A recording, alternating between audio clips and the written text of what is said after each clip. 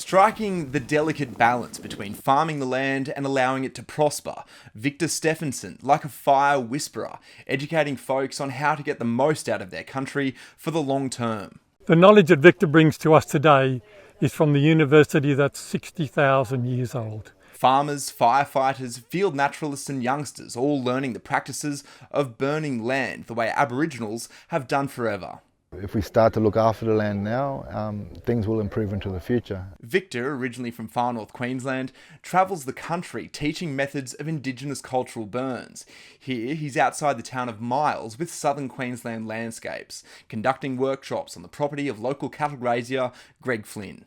We're just really struggling to get the balance right, and just the way Victor's explained it, there is a balance that can be achieved. Burning land should be a constant practice, Victor says, carried out along with everyday farming routines, but factoring in the nuances of individual patches of country, lighting small fires at the right times as opposed to sporadic, hot burn-offs.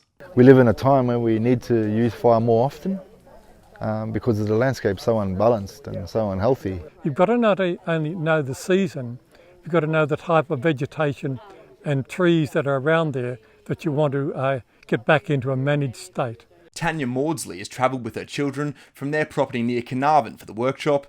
She's already adopted some of Victor's techniques and says it's been a success. Where we're coming from, there's a lot of black wattle and cypress pine in what would normally be nice open gum country.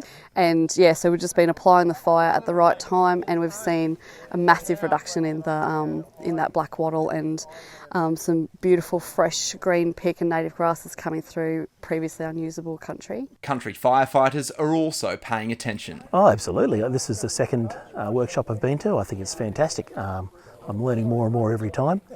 I can see why there's a lot of interest in it. According to Victor, regular burns in line with traditional Indigenous practices are needed on a large scale, but the need will reduce over time as country starts to rejuvenate, ultimately allowing landholders to farm more productively.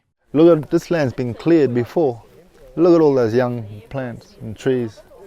You know, it's trying to bounce back, and it needs us to help it, and we need to understand it.